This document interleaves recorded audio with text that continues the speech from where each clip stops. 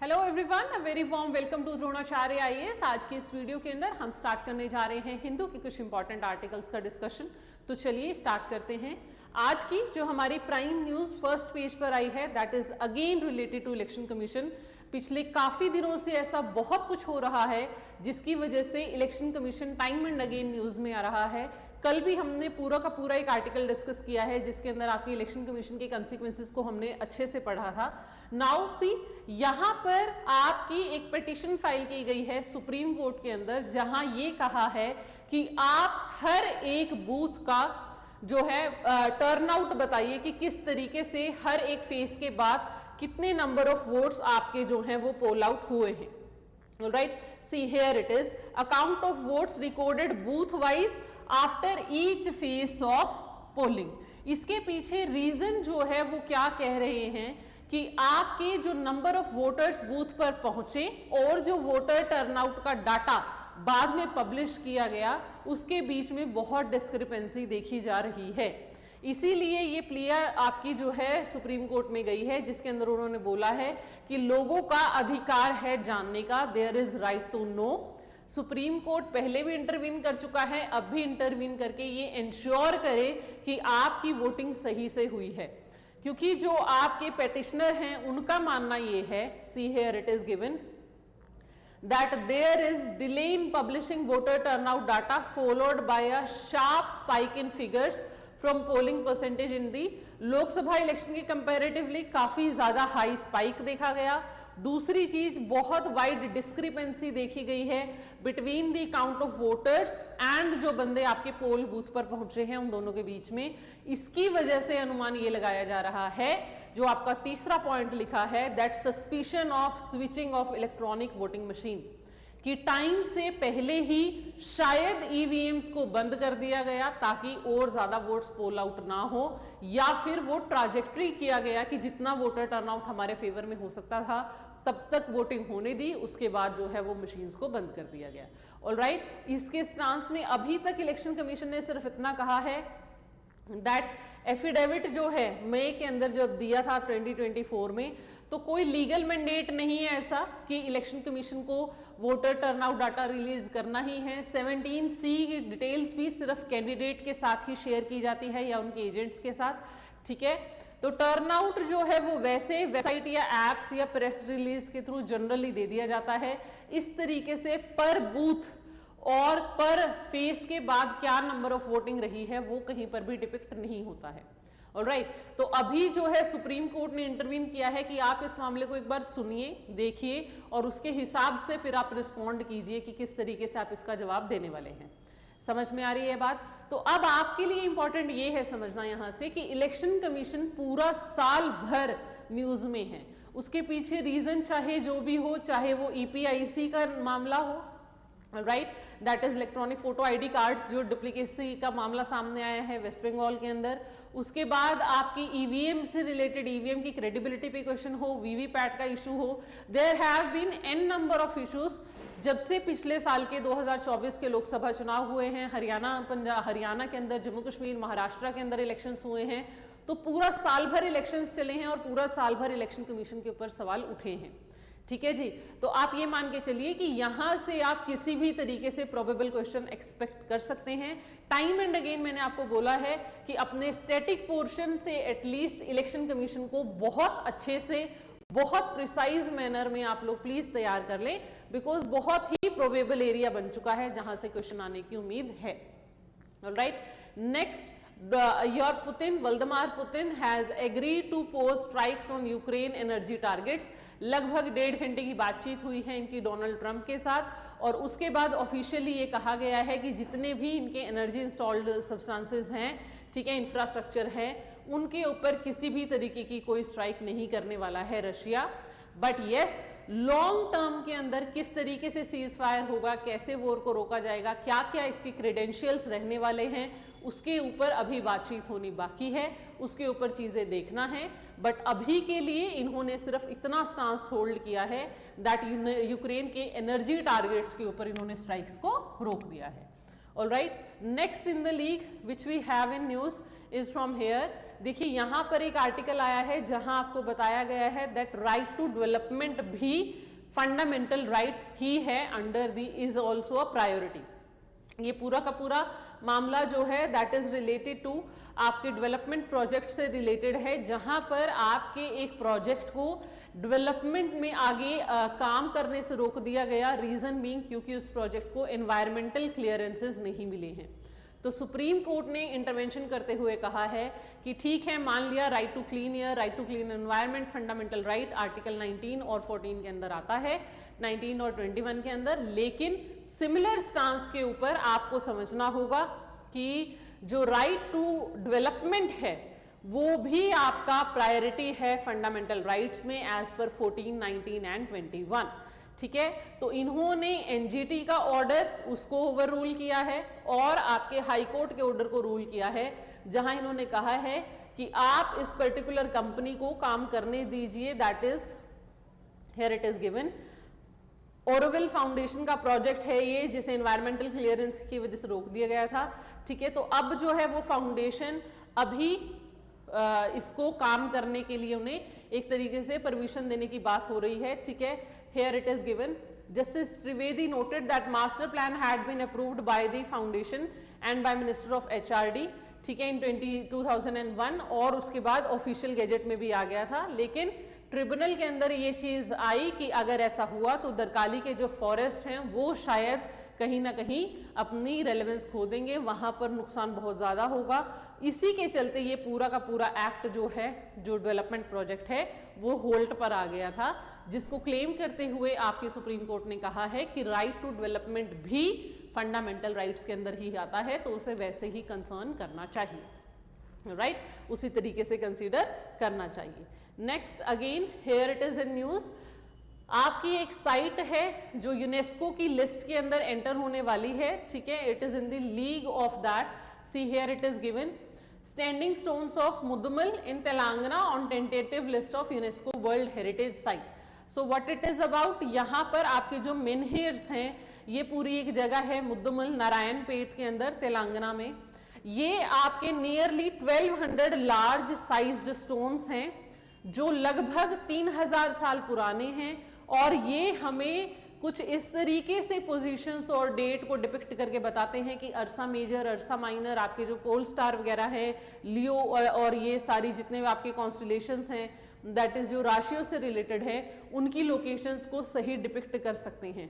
इसीलिए इसको यूनेस्को की वर्ल्ड हेरिटेज साइट की लिस्ट के अंदर डाल दिया गया है कि वहां पर मतलब नामांकन के लिए भेजा है अभी कि उसके अंदर इसे ऐड किया जाए। आपको साइट का नाम याद होना चाहिए, that is the menhirs in Mudmal of Telangana. Alright, सीधे सीधे यहां से प्रीलिम्स में क्वेश्चन आ सकता है, वो चीज आपको ध्यान रखनी है। Next in the league we have from here again session is in news.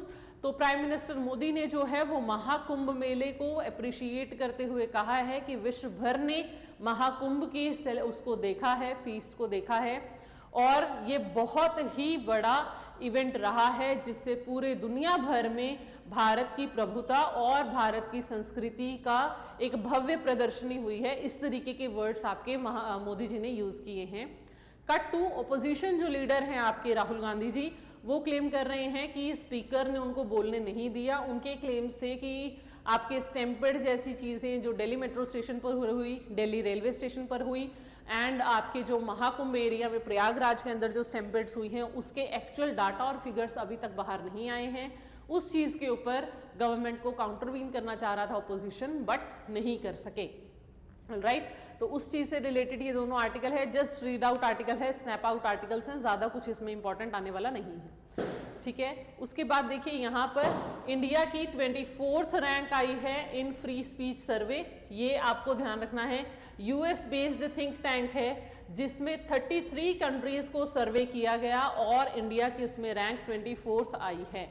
Alright, उसके बाद हेयर इट इज गिवन कि who is the world support who in the world supports free speech, states that while abstract support for free speech remains strong, commitment to protecting controversial speech in eroding parts of the world, मतलब controversial speeches ज़्यादा accept नहीं हो रही हैं। अगर हम domination की बात करें, तो आपकी नॉर्वे, डेनमार्क जो है वो टॉप पर आई हैं future of free speech index में। इंडोनेशिया, मलेशिया, इन लोगों ने इंप्रूवमेंट्स दिखाई हैं बट इंडिया से नीचे हैं। कुछ अथॉरिटेरियन हैं जैसे हंगरी, वेनेजुएला, इनके स्कोर्स हाई आए हैं। ठीक है, तो सर्वे को पता लगा है कि ज्यादातर अगर इंडियन से जो पूछा गया वो ये कि they people are not in the favour of, very important to speak freely without government censorship, but support for criticism of government policy was below the global average. See here it is given, for instance 37% of Indian respondents ने कहा है that government should be able to prevent people from criticizing government policies. ठीक है, कि मतलब सरकार रोक सके लोगों को गवर्नमेंट के पॉलिसीज को क्रिटिसाइज करने से। ऐसा सिर्फ भारत में ही सबसे ज्यादा नंबर देखा गया 37%, जहां गवर्नमेंट की इंटरवेंशन को सही माना गया है कि अगर वो पॉलिसीज की निंदा करने से रोक रही है लोगों को तो उसमें कुछ गलत नहीं है। ठीक है, पूरे विश्व भर में ये नंबर 37% सिर्फ भारत से आया है। ओवरऑल जो हमारी रैंक आई है that is 24, total number countries 33 थी, ये आपको ध्यान रखना है। ठीक है जी, इसके बाद चलते हैं नेक्स्ट आर्टिकल की तरफ। अगला जो हमारा आर्टिकल आया है that is from here, as we discussed Raisina dialogue start हो चुका है। ठीक है, और वहां पर जो सबसे पहली और प्राइम न्यूज आ रही है that is again from your US director of national intelligence Tulsi Gabbard, जिन्होंने कहा है कि अमेरिका फर्स्ट का मतलब ओनली अमेरिका नहीं है। ठीक है, जो इस वक्त की वहां पर करंट गवर्नमेंट है डोनाल्ड ट्रंप की, दे आर कीपिंग इम्पटस की जिसके अंदर वो अमेरिका को पहले रखना चाह रहे हैं, लेकिन इसका मतलब कहीं से भी ये नहीं है कि हम सिर्फ और सिर्फ अमेरिका चाह रहे हैं। ठीक है, इसका मतलब ये है कि जो देश जिस तरीके से अमेरिका को ट्रीट करता है अमेरिका वैसे ही रिटेलिएट करने वाला है।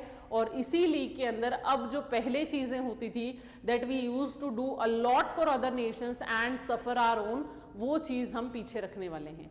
ठीक है, और इसके अंदर भारत के लिए उन्होंने बोला है कि इंडिया और यूएस की जो पार्टनरशिप है that is based on trusted valueship and the leadership of Trump and Modi, who are two great friends, pitches for Trump bid to end Russia-Ukraine war। तो उन्होंने हमारे साथ अपने रिलेशंस को देखिए, यहाँ पर president Trump is committed to America first, PM Modi is committed to India first, and that is why हमारी जो रिलेशंस हैं वो बहुत अच्छे तरीके से चलने वाले हैं। ठीक है, कमिटमेंट कर रहे हैं पीस और स्टेबिलिटी की तरफ, collective security, economic prosperity and ability to work together, इस तरीके की बातचीत की गई है। तो मेजर आपको जो लाइन पिकअप करनी है वो फर्स्ट प्राइम लाइन ही है, that America first is not about America alone. Alright, तो ये चीज आपको यहां से देख लेनी है। सेकंड जो हमारी न्यूज आ रही है that is from the your external affair minister S Jaishankar. Reason being, क्योंकि जो मोदी जी का पॉडकास्ट था जिसके अंदर उन्होंने बोला कि पाकिस्तान इंडिया में कश्मीर को इलीगली ऑक्यूपाई किया हुआ है, उसके रिटेलिएशन में पाकिस्तान की तरफ से ऑफिशियल स्टेटमेंट आया कि जो इंडिया है वो स्टेट सैंक्शनड ऑपरेशंस कर रहा है जम्मू कश्मीर के अंदर।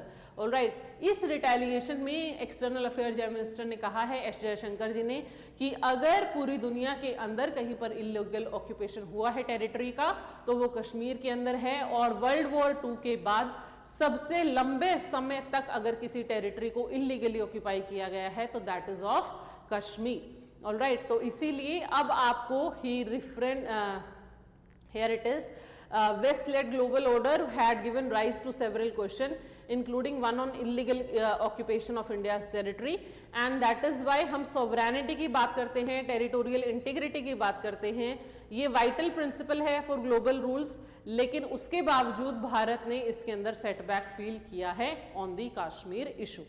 ये पूरी की पूरी बातचीत सामने आई है। इससे पहले भी हमने देखा था, अभी जब यूके में गए थे हमारे मिनिस्टर, वहां पर भी प्रेस कॉन्फ्रेंस में ही just put it out straight way कि अगर कश्मीर के अंदर कोई इशू अभी है तो that is only about the illegal occupation of Pakistan, rest everything is assured कि कश्मीर के अंदर सब कुछ सही से चल रहा है, कोई इशू नहीं है।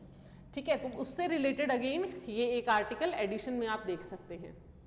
नाउ सी, चंद्रयान 3 जो इंडिया की तरफ से गया है उसके डाटाज कह रहे हैं कि water ice are easier to find on moon than believed. यहां पर इस पूरे आर्टिकल को जब आप पढ़ते हैं तो आपको पता लग जाएगा कि दे आर टॉकिंग अबाउट, जैसे विक्रम लैंडर ने पता किया है, first step to understand how much water there could be on the moon is to know the temperature on the surface, क्योंकि टेम्परेचर वेरिएशन बहुत ज्यादा देखा गया है, -183 डिग्री से +82 डिग्री का वेरिएशन देखा गया है, ठीक है। तो जो यूरेनल रेंज है जो टेम्परेचर की वो बहुत ज्यादा है, और इसी की वजह से जो आपका वाटर है वो भी फ्रिजिड तौर पर ज्यादातर देखा जाता है, ठीक है। Now here it is using the Chandra surface thermophysical experiment, here it is given on board the Vikram lander the researcher conducted an in situ directly at the site पे एक्सपेरिमेंट करके उन्होंने मेजर किया कि temperature जो है वो top 10 centimetre का that is nearly 70 degrees, ठीक है, एंड 32 डिग्री यहाँ पर इस स्पॉट को इन्होंने मेजर किया है जिसको इन्होंने शिव शक्ति पॉइंट कहा है, जहाँ पर विक्रम ने लैंड किया था। उस जगह पर जब इन्होंने टेम्परेचर स्टडीज की हैं तो वहां पर आपकी काफी अलग वेरिएशंस देखने को मिले हैं। See here it is given, ठीक है, and it is acquired from the data, right? Diurnal temperature values range between day and night were obtained, और ये जो values हैं they vary from -181 degree at night to that is 87 degrees in the daytime, all right? 82 degree ये देखिए यहाँ पर दिया हुआ है, और इसी की वजह से इन्होंने कहा कि सिर्फ पोल्स पर ही नहीं, हायर लेटीट्यूड्स पर भी आपका टेम्परेचर इसी रेंज के अंदर वेरी कर रहा है। इसका मतलब वहां पर वाटर जो है मिलना ज्यादा कंपैरेटिवली आसान है, ठीक है, क्योंकि पोल्स के ऊपर लैंड करना कंपैरेटिवली टफ है ऑन दी हायर लेटीट्यूड्स, ठीक है। तो इसीलिए कहा जा रहा है कि अब कोशिश कर रहे हैं कि वहां पर आपके वाटर के चांसेस मिल जाए, जो यहाँ पर लिखा भी हुआ है। Now, based on the CHARS measurement, the team is currently studying the thermophysical properties of lunar surface, how it affects it, right? And उसके बाद देखिए, this can lead to comprehension understanding of moon's thermodynamic. यहाँ पर है ये चीज, here it is. The study presents that the temperature at high latitude regions on the moon offering accurate data on surface and near surface close to polar region. ठीक है, इसका मतलब ये भी है कि हायर लेटीट्यूड लोकेशंस पर भी आपके वाटर के सैंपल्स मिल सकते हैं जहां पर कंपैरेटिवली एक्सेस करना इजियर होगा rather than on the poles area. Alright, तो ये चंद्रयान 3 ने एक और बहुत इंपॉर्टेंट इम्पेटस आपको दिया है जो आपके डेवलपमेंट में इंपॉर्टेंट है, क्योंकि चंद्रयान जो है वो शुरू से ही on the presence of water के बारे में बात करता आया है, चाहे वो 1 है, 2 है या 3 है। After that, see here what factors influence women's political participation. ये all together एक रिसर्च पेपर की हेल्प से पूरी स्टडी सामने आई है जिसमें ये देखा गया है कि वुमेन जो हैं वो पॉलिटिकल फील्ड के अंदर वोटर टर्नआउट पिछले कुछ टाइम से बढ़ा हुआ है, ठीक है। उसके लिए रीजंस माने जा रहे हैं अलग अलग, कुछ ये कि वो अपनी फैमिलीज के अंदर कंपैरेटिवली लिटरेसी रेट बढ़ रहे हैं, एम्प्लॉयमेंट अपॉर्चुनिटीज बढ़ रही हैं, चीज़ें आउटसोर्स कर रही हैं वुमेन, इसीलिए वो ज़्यादा बेहतर तरीके से आके अपना पॉलिटिकल विल सामने रख पा रही हैं। बट कहीं ना कहीं आज भी जो मेजर रीज़न है, जो इसके पीछे कॉन्ट्रावेंशंस चल रही हैं या जो अभी होल्डिंग कैपेसिटी है, वो यहाँ पर है कि वुमेन उतना ज़्यादा आउटस्पोकन नहीं हो पा रही है ड्यू टू वेरियस रीजन, चाहे वो कास्ट बेस्ड हो, जेंडर बेस्ड हो, आपका रीजन बेस्ड हो, फैमिली बेस्ड ओरिएंटेशन हो, अभी भी वुमेन जो है वो अपने क्लचेस के अंदर ही हैंडल आउट करके तभी चीज़ों को डिटेल में देख पाती है। ऑलराइट, तो मतलब कहने का ये है कि 2010 के बाद से voter turnout definitely positive side पर देखने को मिला है, बट जो करंट गवर्नमेंट है बीजेपी, उन्हें इसका ज़्यादा फायदा नहीं हुआ है। उन्हें हमेशा मेल डोमिनेटेड सेक्शन सोसाइटी ने ही वोट किया है, वुमेन ने नहीं।